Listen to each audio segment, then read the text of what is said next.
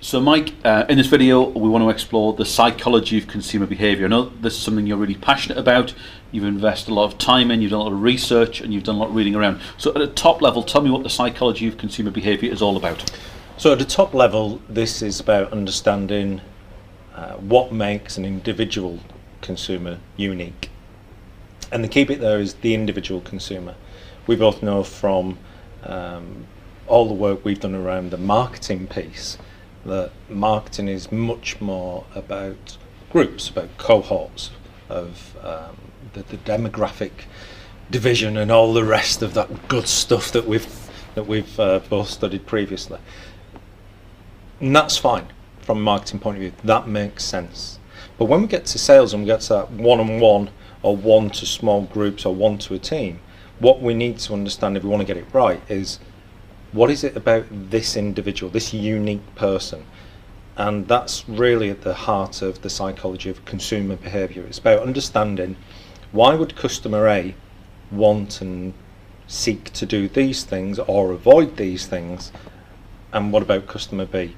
Now, sometimes they'll end up with the same product mix or the same service pack, but it'd be for different reasons.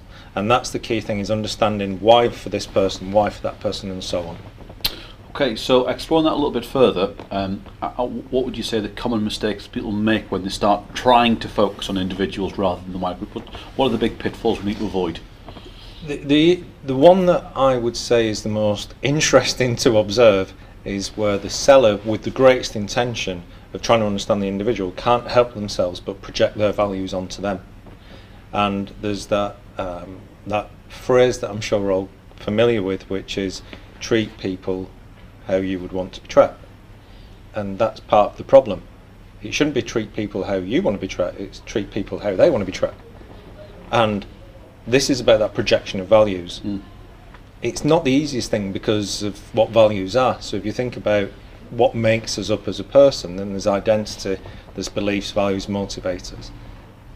So to try and resist the temptation is in fact it's the biggest piece of advice that I would ever give to a salesperson who's seriously contemplating that shift towards applying the psychology of consumer behaviour, is appreciate what your values are and then recognise that they are your values, but don't necessarily project them onto somebody else. You might see them in somebody else and that's fine, but don't project them onto somebody else and don't expect to see them in somebody else. Accept that you're you and they're them, and you might have some things in common but you might not, and if you haven't, that's fine.